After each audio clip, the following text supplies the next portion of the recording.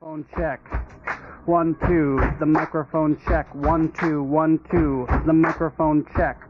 I got my headphones tuned between two different AM stations, and my briefcase is full of declassified information. Declassified.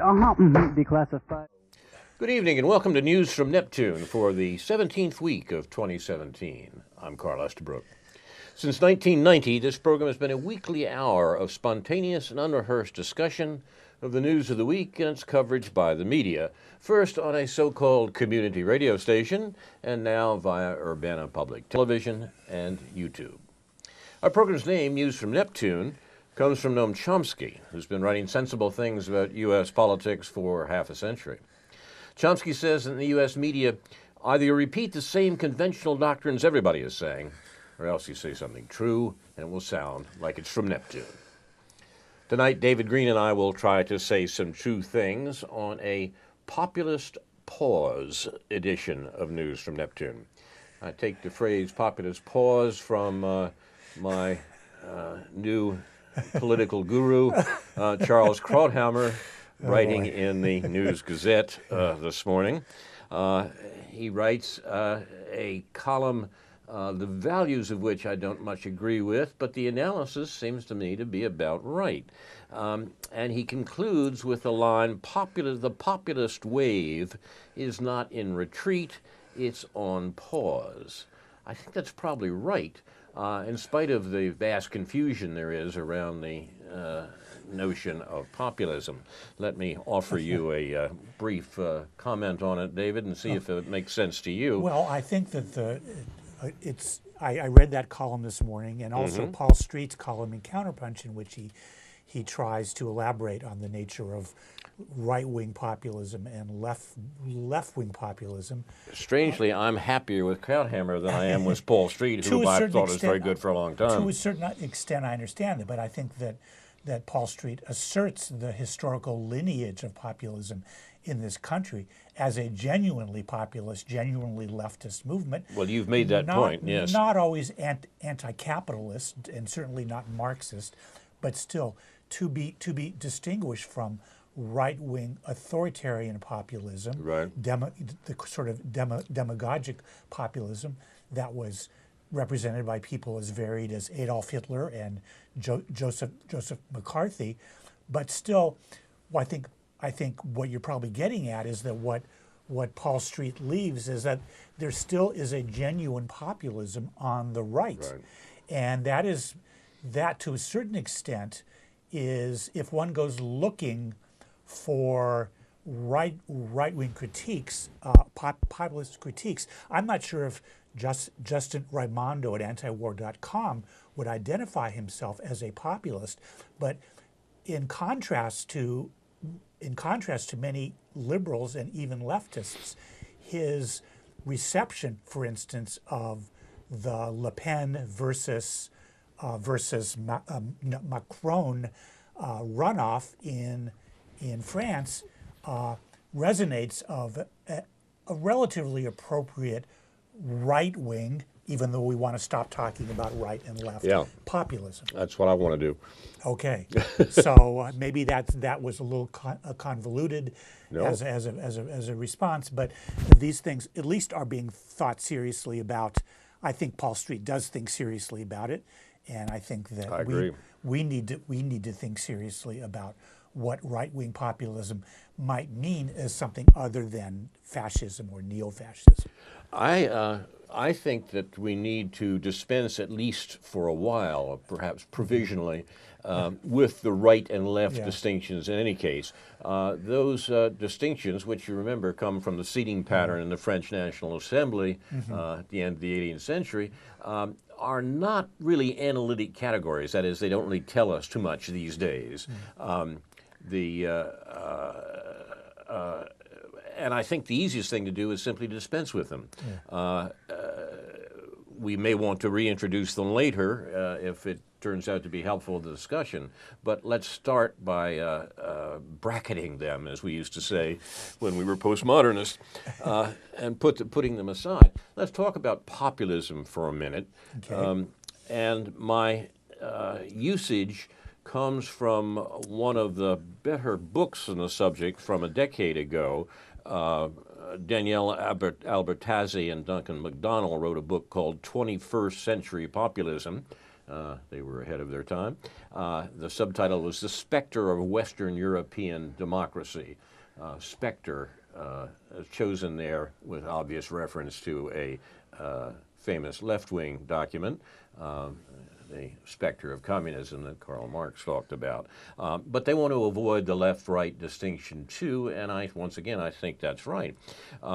They describe populism, and I'm quoting here, as an ideology that pits a virtuous and homogeneous people against a set of elites and dangerous others who are together depicted as depriving or attempting to deprive the sovereign people of their rights, values, prosperity, identity, and voice. And they're clever enough to construct their definition of populism so that the dangerous others, the elites against whom the virtuous people are arranged, could be a traditional left-wing elite, a communist party, say, of the 20th century, or a right-wing elite, a capitalist party, or a capitalist duopoly, as in the United States. I think that's helpful. I think that's worthwhile. And we're stuck in some ways with the old left-right distinction that we should perhaps set aside with this notion of populism. And you've rehearsed for us here the populist tradition, the real populist tradition of the United States, but populism understood as a popular people's movement against an oppressive elite. That's not bad, particularly since we have, in the last generation or so, in this country and in the world at large, a somewhat new elite in the neoliberal ruling class that's conducted the austerity in Europe and the joint and the condominium of the Democrats and the Republicans in America. More than a generation now, a conscious, calculated construction of economics and politics under the name of neoliberalism does better, I think, in describing what we're facing, what we're living in, than the notion of whether our government is right-wing or left-wing. Take some examples. The Sanders campaign, the Brexit campaign to leave the common market in Britain, the Trump campaign in its original form, and the Le Pen campaign in France right now are all populist movements in this way, although they tend to be sorted out along this, I think, increasingly unhelpful left-right distinction. What's happening is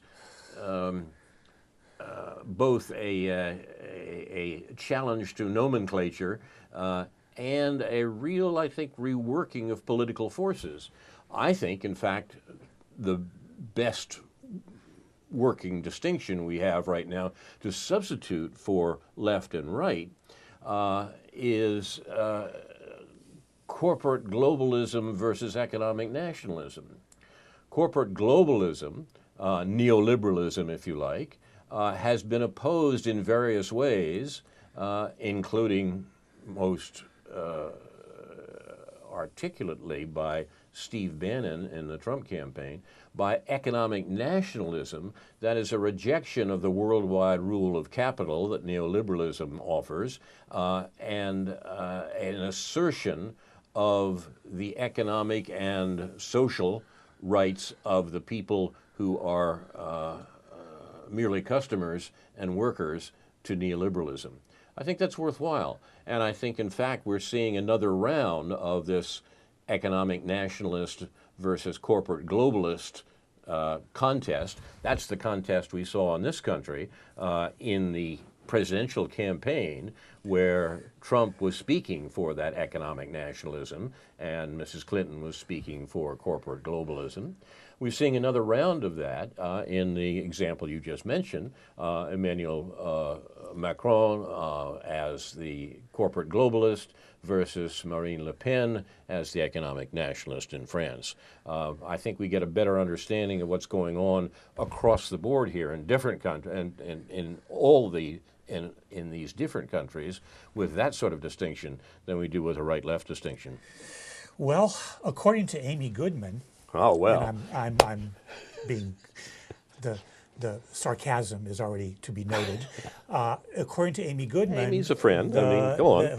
Who I am not as much in like with as I once was. Well put. That Le Pen ran a racist and xenophobic campaign.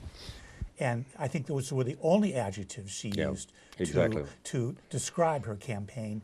And that's probably a tad unfair, especially in contrast to her opponent, who stands for all the values, all of the globalist, corporatist, militarist values that Amy Goodman would purport to support while she interviews Noam Chomsky or many other people. So I spent too much time this week actually. I don't doubt that Le Pen's background is in this nationalist quasi-fascist mentality from her father, but it's clear that she's separated her and her party from that, and it's clear more that it's a very different historical moment. Of course, her father was in a very different historical moment also. It wasn't like he was going to lead some brown shirts into Paris. But in any event, I spent too much time trying to find out what Marine Le Pen really believes, what she really believes should be done, because it simply is not mentioned. Left, right, center, whatever word you want to call it, whatever the media, nobody is bothering to give an accounting of what Le Pen at least says what she is for, other than that she doesn't want as many immigrants or any immigrants coming into France. And it's even unclear whether her views on that are really any different than the other established right-wing party that was defeated mainly due to the that was represented by a guy named Fillon that was driven down to 5% mainly because of his problems with his wife having a job that required no work. So other reasons for it. The only thing I could resort to, and I maybe I didn't Google enough, maybe I didn't Google well enough. I kept waiting, perhaps because the leftist writer Diana Johnstone had a very perceptive column a week ago on Counterpunch. I thought she would supplement that, and maybe she will, with an accurate accounting of what Le Pen actually stands for better or worse, in relation to the neoliberal Macron. But it was nowhere to be found. The only thing that's to be found is Wikipedia. Which is will tell you exactly what Le Pen and the National Front has stood for over all these years, what her economic positions are, what her social positions are, which are, other than the allegedly, and I think probably accurately in some ways, xenophobic aspect of that, or nationalist aspect of that, are basically what used to be called leftist, what used to be called social, not socialist, but social. It's important to understand that France still has a social welfare state. The recent data put out by Thomas Piketty and his colleagues included a little bit of a footnote chart comparing economic inequality in the U.S. and Britain and China and France. And France has less, put it in a positive sense, more economic, has suffered relatively less from increased economic inequality in the last 40 years than our own country. And that is due to its social welfare policies, and Le Pen wants to maintain those and perhaps even strengthen those. And I think it's important to see here, too, that the defense of neoliberalism, and I'm using that as a synonym for corporate globalization, the defense of neoliberalism of the last 40 years has always been disingenuously shifted in the direction of identity politics. The neoliberals who want to control work, reduce wages by offshoring, break unions, destroy economic nationalism, if you like, have constantly screamed that their opponents are racists because they don't want free immigration of labor into this labor market.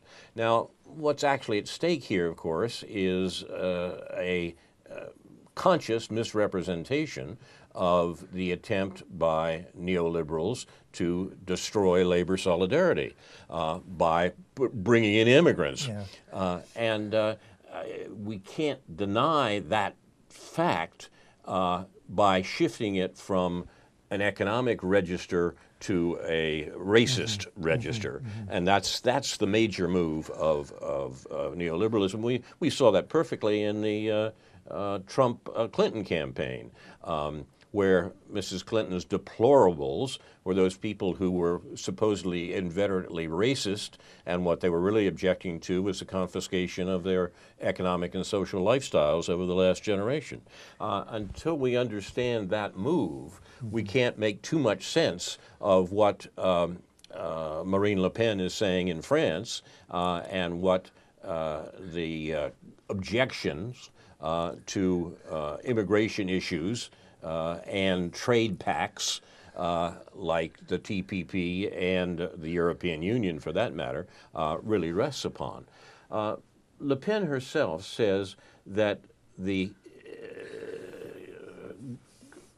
real object, or the real what her campaign is ordered against, is what she calls la mondialisation sauvage, pardon my French, the savage or brutal globalization. Now, this is not about race, it's not about color, except for the fact that the agents of that globalization in France are refugees and foreigners whose role in the neoliberal view is to undercut the organizations of the labor organizations and the social organizations in France that oppose the reign of capital.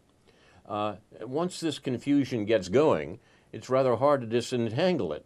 But and therefore we get these accounts of the National Front, of the Le Pen party and so forth, as just a racist party. What it actually is an anti-neoliberal party, as Marine Le Pen herself keeps saying when anyone reports what she actually says, rather than what, quote, everybody knows, close quote, about her party. It's an important point. We've seen examples of that here. What accounts for this lack of willingness for anyone to sort of break ranks? I mean, you don't have to come out in full-throated support of her, but the contrast between her and the neoliberal, corporatist, militarist Macron is just so striking that it's strange that anybody on the quote-unquote left, not that nobody that except Johnstone, except Diana Johnstone, who perhaps will come out with something. I don't expect her to really support Le Pen, but at least to have an even-handed approach. Exactly. And try to relate to what she says. But what do you? Maybe you've already answered this question. But what accounts for this lack of? Is it just a herd mentality? Is this where people are so cowed into wanting to avoid being accused, being racist by anyone? I think we have to talk about who controls the media. We've had very interesting examples of that concentration of political control of the American media. Those American reporters who say, "I write what I want, I write what I like," are greeted accurately by those who say, "The people you work for like what you write. And this is the important point. This is true for not only for the U.S. press, but perhaps even more in some ways for the British press and also for the French press. The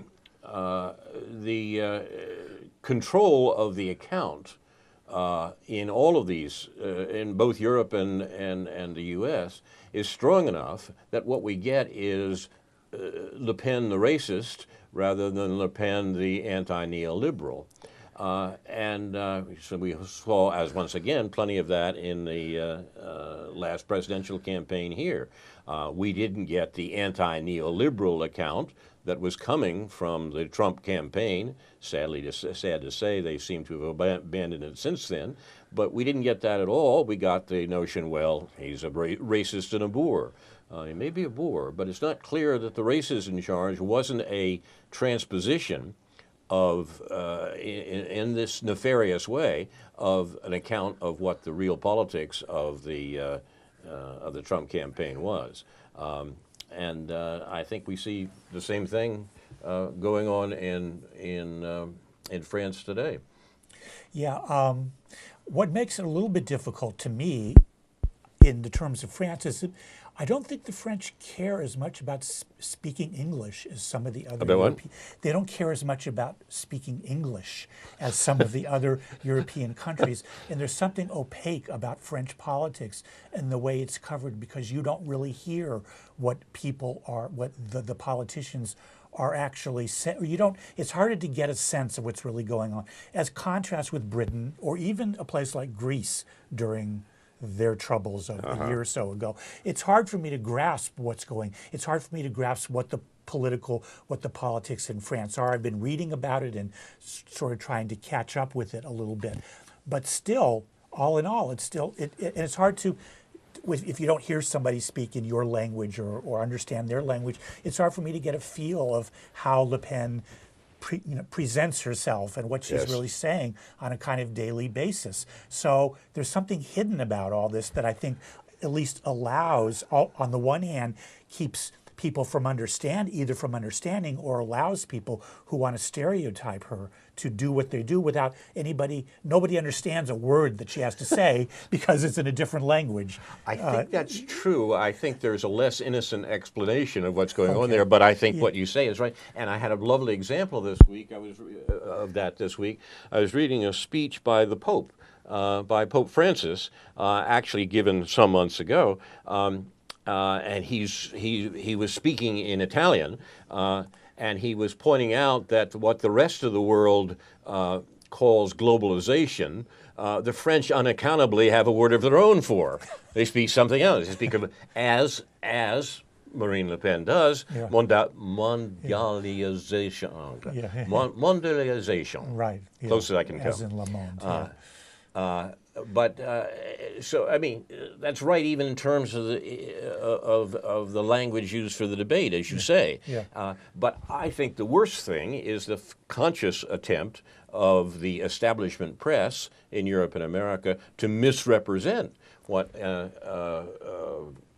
Le Pen is saying, and putting them in the category of, the populist right, by which we mean fascist. Now, some people who don't accept this way of talking would include Jean-Luc Mélenchon, the undoubtedly furthest left, I've tried to avoid it, but I can't, candidate in the French presidential election. Mélenchon, who basically came third in this preference poll, that's the first round of the French election. Everyone said, well, of course, Mélenchon won't throw his he's on the right, therefore he's on the left, therefore he won't support a rightist like Le Pen.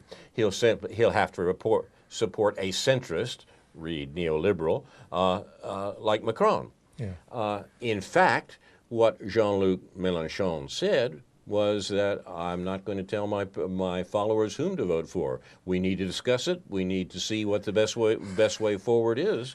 And he suggested at least the best way forward might be abstention or a blank ballot, because the obviousness of opposing the fascist Le Pen was not obvious to a very clever and certainly leftist by traditional accounts, political figure in France, Jean-Luc Mélenchon. Yeah, and his response to that is in sharp contrast to Bernie Sanders, subsequent to his Exactly. defeat within the Democratic Party. So yeah, the nationalism, besides the populism thing, the nationalism thing is something that is getting thrown around. Of course, always in a negative sense, and there's something to be said for having a negative sense of nationalism, as it has been deployed in various political movements. But of course, there's also a very cynical aspect to the way it's used to deride right-wing nationalism. And France, again, is a good topic, is a good place to talk about that, because nationalism in France has historically been associated with liberalism, equality, and so forth. Nationalism has, at least in one aspect of it in France, insofar as I understand, is not to be associated with, there's an identity involved with it, but it's not to be associated with fascism, let's say. Now, it can be, and obviously we need critiques of understanding how and there have been good historical studies by Eric Hobsbawm and many other people regarding how nationalism, especially European nationalism, evolved, how it's of course fabricated, how nations are of course fabricated, how national cultures are of course fabricated, but that doesn't make them any less national cultures, and that doesn't make them any less nation states with a government that is responsible for all the people in that nation, however that nation came to be formed. And a little more sophistication, a little more appropriate sophistication in understanding these things would be helpful in understanding what nationalism means in the French and Le Pen context. Sure, you can deride French for their fancy elitism, and their tastes and all that, and their cultural superiority and all that stuff. But still, there is something to be said for France being a nation state, as well as the United States being a nation state that is responsible, that is a sovereign nation state, as John Stone pointed out in a column last week, that is first accountable to its own people, and that should deal with the rest of the world in terms of that accountability for the well-being of all of its people. And that description fits rather closely to what I've been calling economic nationalism, and Diana Johnstone makes that point in the articles we're talking about. Johnstone's articles are available on the Counterpunch website. There have been several recently, and as David suggests, there should be a new one soon because of the circumstances in France. We recommend them highly. Economic nationalism, in that sense, is the goal or the program of populism in the way that we've been speaking of it, and in that sense should be supported precisely because it is a counter to an objection to the neoliberal control exercised by the U.S. and EU governments. The Johnstone's point is the extent to which the French political insurgency, is directed against that economic control, that globalization, mondialization. I'm sorry. You're doing well. We're getting there. Yeah. I think I'm getting further away from it, but in any case, and that leads us back precisely to the reason there is such hostility directed against these populist currents. The worst thing that's happened, it seems to me, in the career of populism, and Charles Krauthammer is talking about in this morning's newspaper, is the abject retreat from that sort of populism by the Trump administration. Trump himself, perhaps, or enough of the people around him, that we're suddenly confronted with a picture of a very weak president in the Trump administration, hardly the authoritarian, the fascist that we were warned about by the political establishment, but rather someone who seems to have given up all the populist points that indeed got him elected, and then opposed the neoliberal mondialization of the, I got to stop doing that, of the Clinton campaign. Yeah. Mondialization. So yeah, you know, 2 or 3 weeks ago, I think when we were taking a couple of weeks off, there was a headline in the New York Times that struck me. It was right after Trump was coming into line. He'd bombed Syria and he'd done this and that, Yep.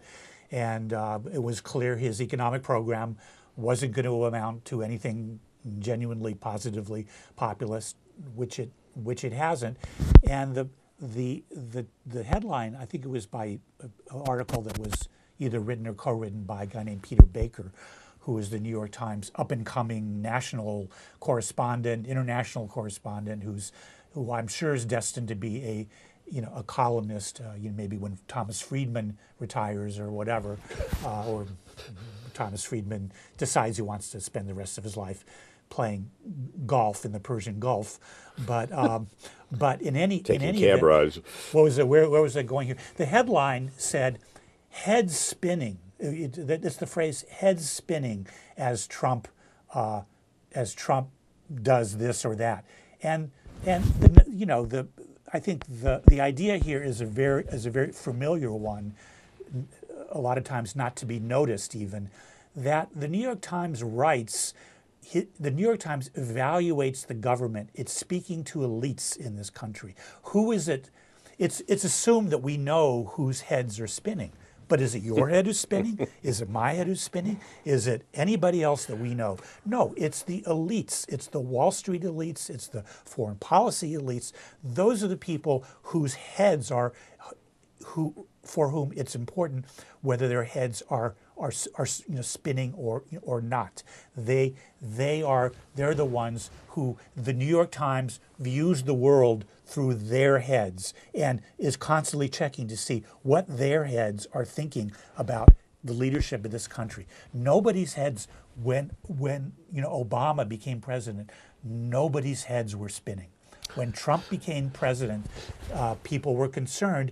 And now, in this sort of innocent phrase, well, like, oh, these people they're so confused. They thought Trump was this, and now he ended up being that. Well, why did he end up being that? Because they were the ones who were spinning Trump's head, if that's possible.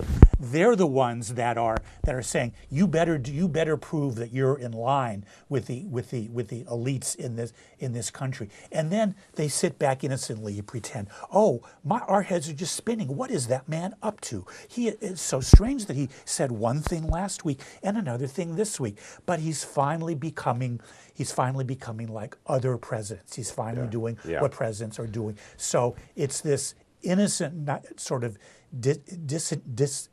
disingenuous approach that the New York Times takes towards pretending that it doesn't represent elite opinion when everything is filtered through that. I would have a slightly different take on that about why heads were spinning when Trump came into office, and they weren't spinning in 2009 when Obama came into office, because we're talking here precisely about these elitist heads, and no one believed Obama really was anti-war, the views that in part got him elected in 2008. But they did believe there was at least a chance that this crazy man Trump was, and something would have to be done about it.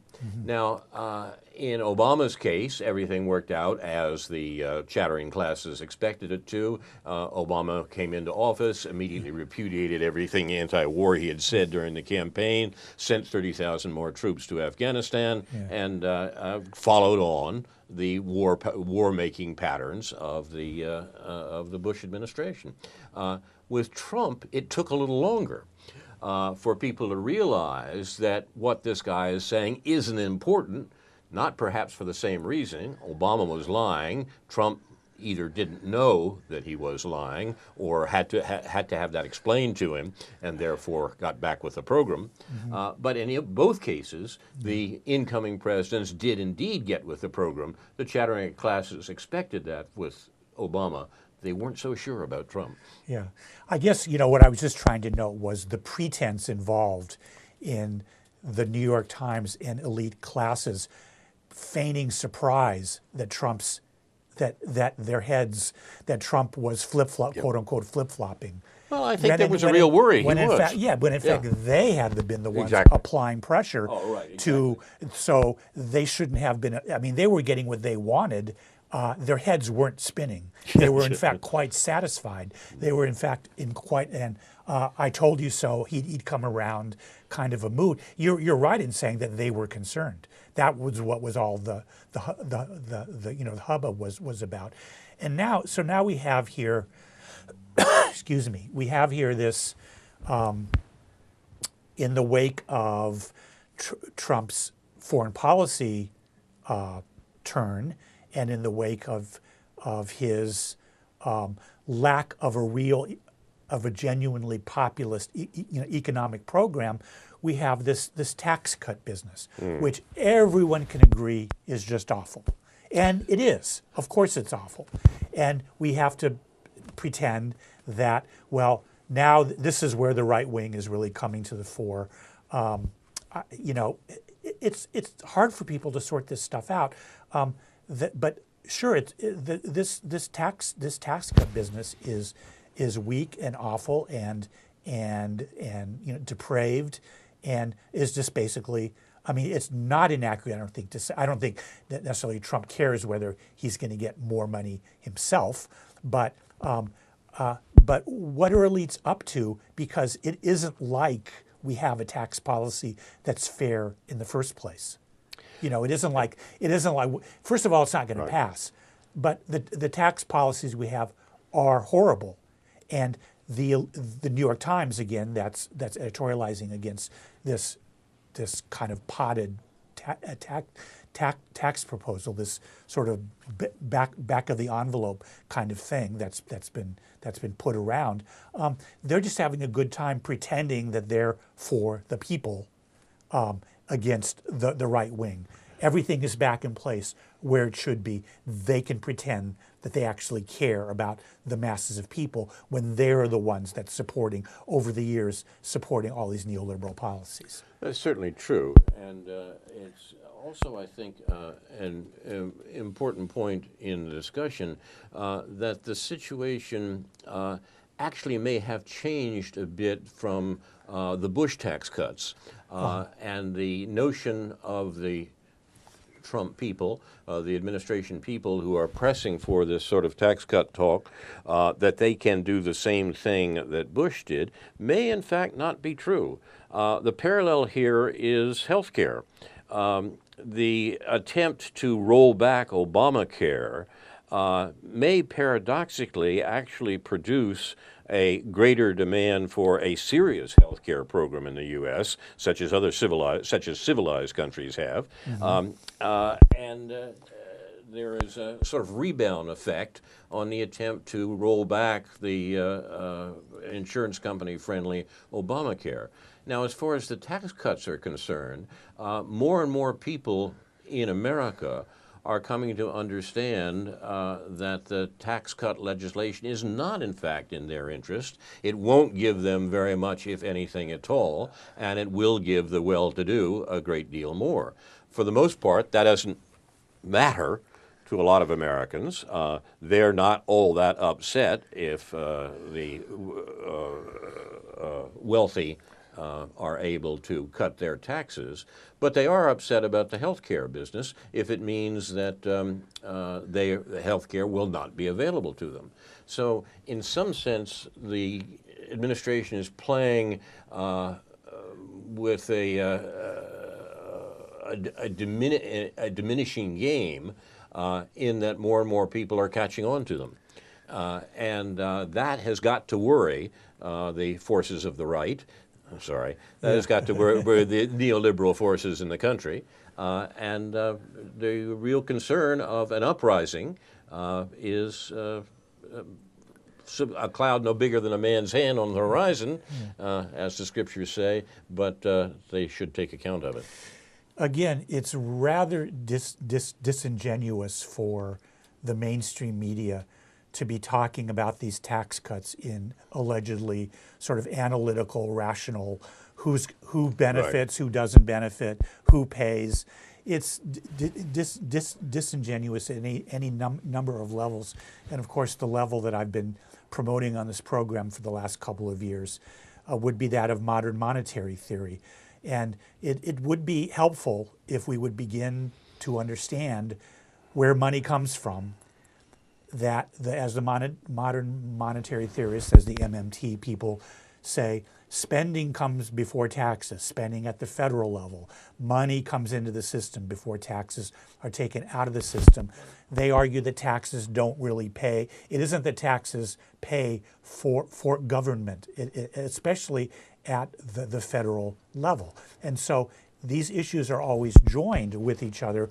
We can pay for government, again, as I've been arguing, when there is work, when there is labor, and when there is resources, and when there is work to be done, the government can issue the currency to pay for things to be done, regardless of taxes, whether it's taxed or not. And so this constant joining of taxes and spending, and this question of how are you going to pay for it, and what's the accounting going to be, is based on, at least at the national level, at a pretty important and gross misunderstanding of how the economy works, how government works, how money works, how finance works. It's not a fluke. It's not by accident that this is this way. The people who run this country, sorry for the conspiratorial sounding word, the people don't want people to understand how money works, how banking works, how finance works, because it's the private sector, generally speaking, that wants everyone to think that all wealth comes from them, that the wealth doesn't come from the people and the system itself. That reminds me, slightly off the subject, I guess, of the story that Marx tells that he claims to have from Martin Luther. That I've actually never located the source in Luther. This is in Capital. That Marx talks about the fact that the people of a town somewhere in Europe organize themselves in order to attack a giant who lived in a cave in a mountain above the town, on the grounds that the giant kept coming into the town at night and stealing the people's cattle. And they, with torches and pitchforks, you've seen the movie, they all go off to the mountain to get the giant out of the cave who's been stealing their cattle. The giant, being a very clever giant, comes to the mouth of the cave and said, look, you've all got me wrong. Look at the ground in front of my cave. Look at the hoof prints in the dirt of the cattle. The hoof prints are not coming into my cave. The footprints are going out of my cave. I'm the one providing you with the cattle. That's where the cattle come from. They come from me. And therefore, you should be thanking me, not threatening me. The description of the situation was disingenuous on the giant's part. In fact, he had been sneaking out at night, grabbing the cattle and dragging them backwards into his cave so that the hoofprints were going in the direction of the town. This is Marx telling, as I say, a German joke, and he's using it to illustrate the role of the capitalist. So your point about money, where money comes from, what money is doing, is not too far off that, perhaps. I think the modern monetary theory that you've been ably defending on this program, for me, is summed up in one sentence by John Kenneth Galbraith, whom I had the pleasure of listening to long ago when I was in college. He said, no one ever turns down a check signed by the United States government.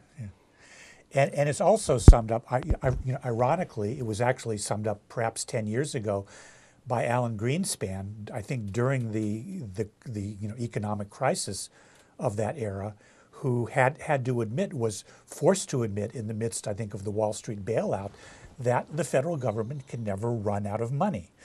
Exactly. The federal government, and again, I would assure you, you can read up on these things. It's a little difficult sometimes to wrap your head around what people are saying, but ultimately it becomes relatively simple and relatively sensible to understand that money isn't what we're talking about. It's labor and resources that we're talking about, and how those are deployed and utilized, and how the products produced by labor with resources are apportioned in the population. So nothing about the mainstream media helps us to understand these things. And as long as you're sort of referring to the editorial, the News Gazette editorial page this morning, you read their editorial, and there's been an onslaught of them lately. We had some visitors in town. We had Stephen Moore from Cato come into town to speak to the Republican Lincoln dinner, talking about how the private sector and how the job creators, and we need all that. And to read the News Gazette editorial this morning, just above and to the left of Charles Krauthammer's, Definitely, even there to the left. Again, it's this surly, stupid attitude about you just got to give the corporations more incentive to make jobs. Yeah. When the opposite is true, it's the government. There's a lack of demand for the things that are being produced in the private sector, and the government needs to put people to work doing useful things as well as putting money in their pocket.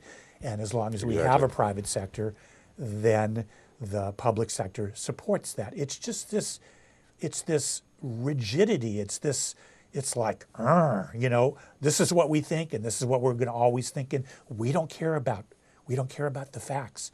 We don't care about anything. That's an and important it point. reflects in their movement and their concerns about state government, about, well, people don't like taxes, and in this editorial this morning, it's like, well, it's their money, it's our money. The government doesn't give anybody anything because it's their money in the first place. So then, just this set of attitudes that is so, at the very least, unhelpful in people understanding anything. A practical outcome of this view is a position that I must admit I'm quite surprised to see as widespread and growing as it seems to be. And that's the argument for a universal basic income, a guaranteed annual income. The sort of thing that's been around for a long time, presented by quite different economists, because it's so obvious. It's like the Keynesian point about the need for aggregate demand. These things are obvious, but in order to break through this ideological carapace that David just described, they have to be repeated over and over again. Yeah. What's happening now is that the notion that people need money is growing into a conviction in many places that the easiest thing to do is to give them the money.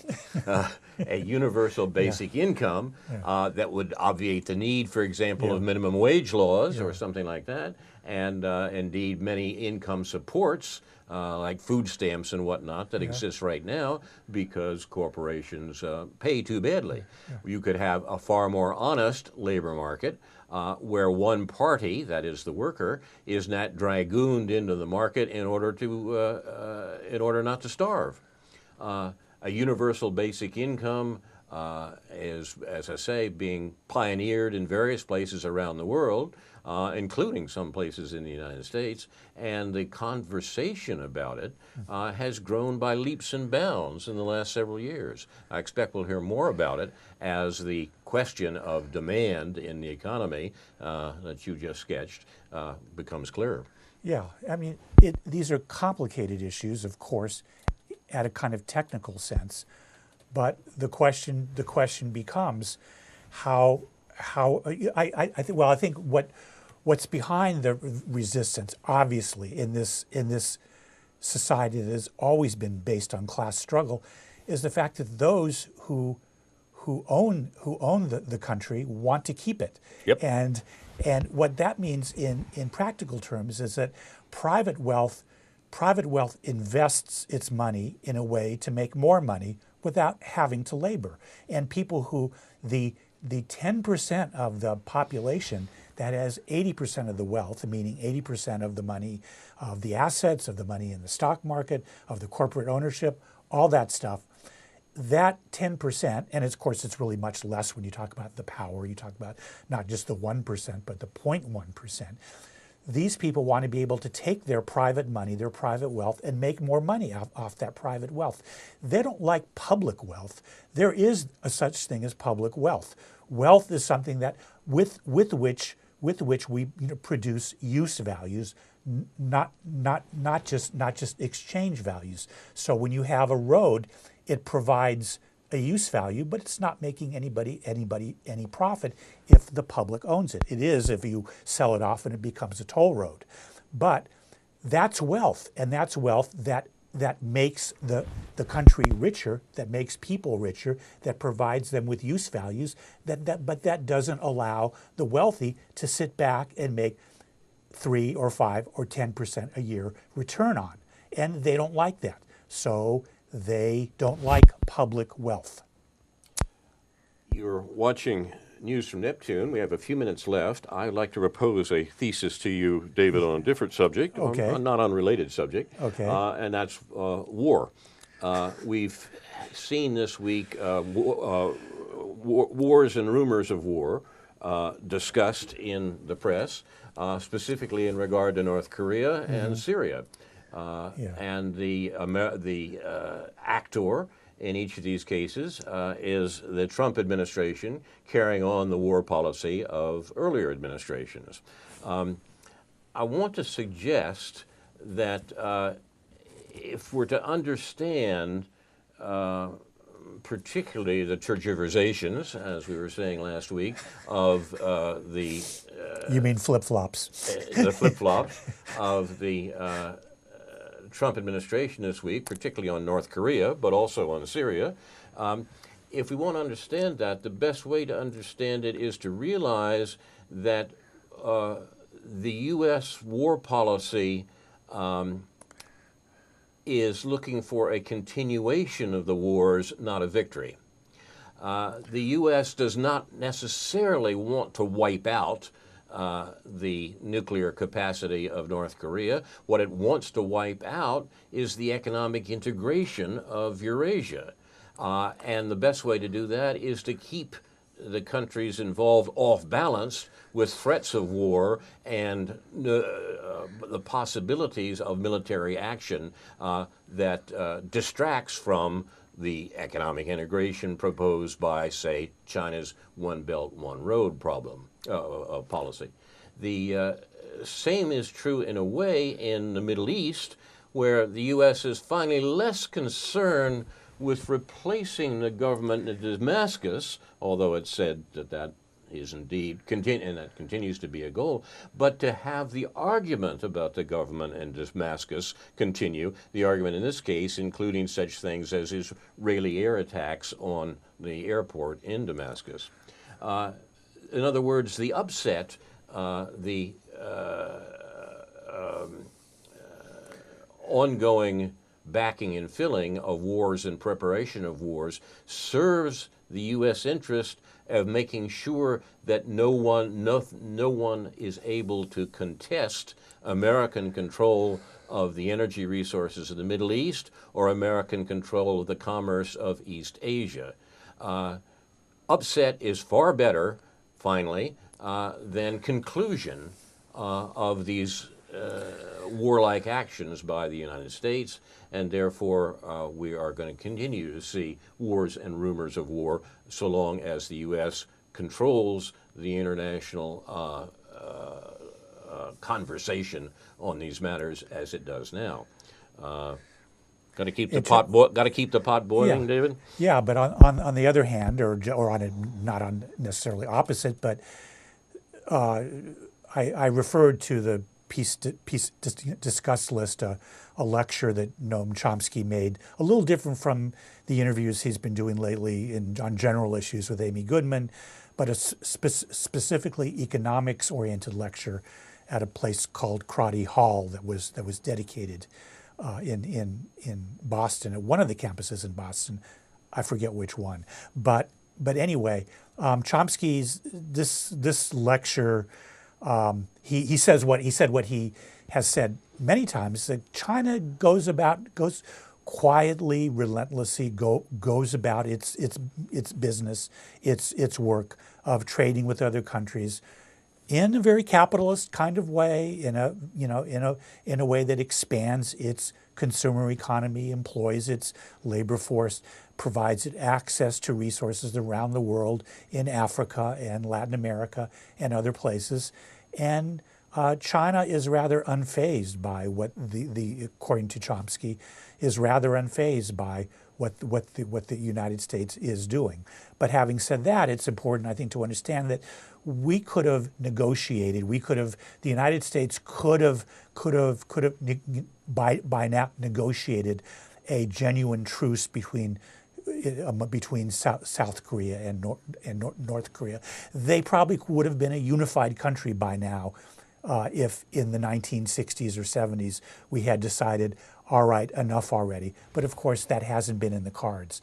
But we could start now, and there will probably be a unified country within 10 or 15 or 20 years. So this conflict is all very fabricated in a certain sense.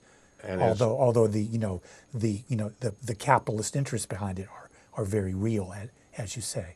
And as we saw in the Lavrov-Kerry discussions in the last administrations, a similar settlement in Syria and Iraq, was available too, has been available all along. But the U.S. prefers the upset. It's the upset that allows the U.S. to control the regions without the possibility of a serious opponent arising. You've been watching News from Neptune for the 17th week of 2017, a Populist Pause edition, presented by Carl Estabrook and David Green. Produced and directed by Jason Liggett, Joseph Cash, and Andrew Scolari, with thanks to Dr. No, J.B. Nicholson, for research. Inshallah, we'll be back next week with a new News from Neptune to remind you, in the words of Edward de Vere, what's past is prologue, what to come, and yours and my discharge. In the meantime, confusion to our enemies, and a good night to you.